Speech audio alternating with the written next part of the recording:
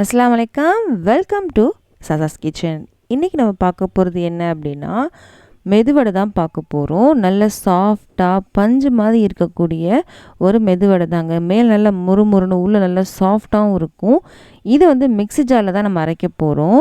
நம்ம கிரைண்டர்லாம் அரைக்கலைங்க, மிக்ஸி ஜாரில் தான் அரைக்க போகிறோம். பாருங்கள் எவ்வளோ சாஃப்டாக வந்திருக்கு அப்படின்னு. கண்டிப்பாக நான் சொல்கிற சின்ன சின்ன டிப்ஸையும் ஃபாலோ பண்ணுங்கள், அப்படியே சூப்பராக இருக்கும். இப்போ வாங்க எப்படி பிளான் பார்க்கலாம். நான் இன்றைக்கி ஒரு 150 கிராம் அளவுக்கு உளுந்தம்பருப்பு எடுத்து ஊற வச்சுருக்கேங்க. ஒரு 2 மணி நேரமாக ஊறிட்டுருக்கு. மெஷரிங் கப்பில் 1 கப் இருந்துச்சுங்க. 2 மணி நேரம் ஊறினதுக்கப்புறம் ஒரு அரை மணி நேரம் எடுத்து ஃப்ரிட்ஜில் வச்சுருங்க. நம்ம மிக்ஸி ஜாரில் தான் அரைக்க போகிறோம். ஏன் நம்ம வந்து ஃப்ரிட்ஜில் வைக்கிறோம் அப்படின்னா, ஃப்ரிட்ஜில் வைக்கும்போது நல்லா சில்லுன்னு ஆயிரும். மிக்ஸியில் அரைக்கும்போது வந்து மாவு வந்து சூடாகும், அப்போ பஞ்சு மாதிரி வராது. அதுக்காக தான் ஒரு அரை மணி நேரத்துக்கு நம்ம ஃப்ரிட்ஜில் வச்சிடலாம். இப்போ ஃப்ரிட்ஜில் வச்சு தாங்க எடுத்து வச்சுருக்கேன். நல்லா சில்லுன்னு இருக்குது, பருப்பும் நல்லா சில்லுன்னு இருக்குது, இந்த தண்ணியும் நல்லா சில்லுன்னு இருக்குது. இப்போது இந்த தண்ணியெலாம் வடிகட்டு வந்துடலாம். கொஞ்சம் கூட தண்ணி இல்லாமல் வடிகட்டு வந்துடலாம். தண்ணியை வேஸ்ட் பண்ணாதீங்க, தண்ணியை எடுத்து வச்சுருங்க. தண்ணியில் நான் வடிகட்டி எடுத்து வச்சுருக்கேங்க. தண்ணியை நான் வேஸ்ட் பண்ணல, தண்ணியை எடுத்து வச்சுருக்கேன். இது வந்து மிக்ஸி ஜாருக்கு மாற்றிக்கலாம். மாற்றிட்டேன். இப்போ தண்ணி எதுவுமே சேர்க்க வேண்டாம். சேர்க்காமல் 2 பல்ஸ் அரைச்சிட்டு வந்துடுங்க. அரைச்சிட்டு வந்துடலாம். இப்போது அரைச்சிட்டு வந்துட்டேன். இங்கே பாருங்கள் எப்படி இருக்குது அப்படின்னு. லைட்டாக குறைன்னு அரைச்சிட்டு வந்திருக்கேன். இப்போது ஒரு ஸ்பூனை வச்சு மேலே இருக்கிறத கீழவும் கீழே இருக்கிறத மேலே இந்த மாதிரி நல்லா கலந்து விட்டுருங்க. இந்த மாதிரி நல்லா கலந்து விடுங்க.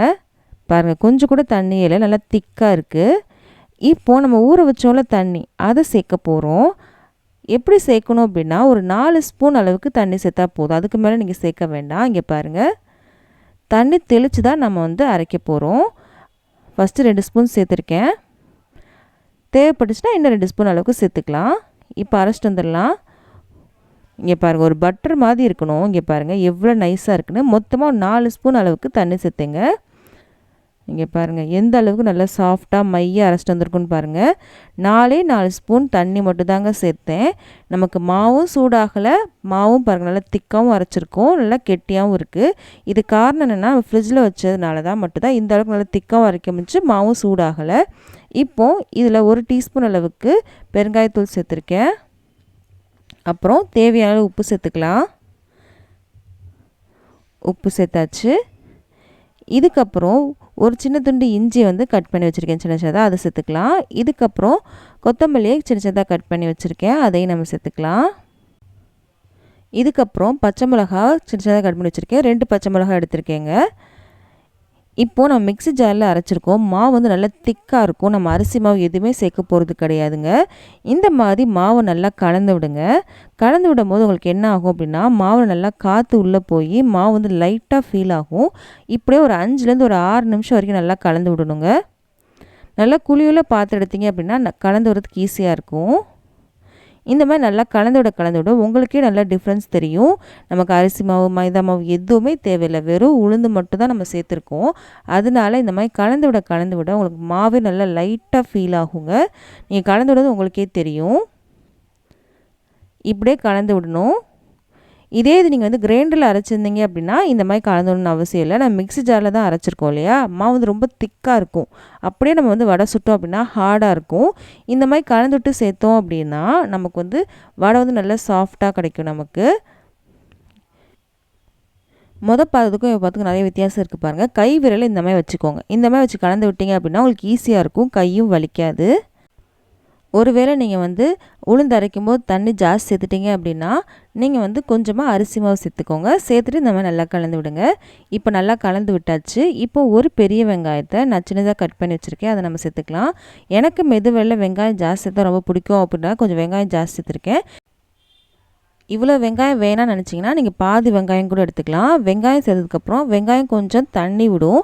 அப்போது உங்களுக்கு வந்து மாவு வந்து தண்ணியான மாதிரி இருக்கும். அதனால தான் முதவே நான் கொஞ்சமாக தண்ணி சேர்த்து அரைச்சிருக்கேன்.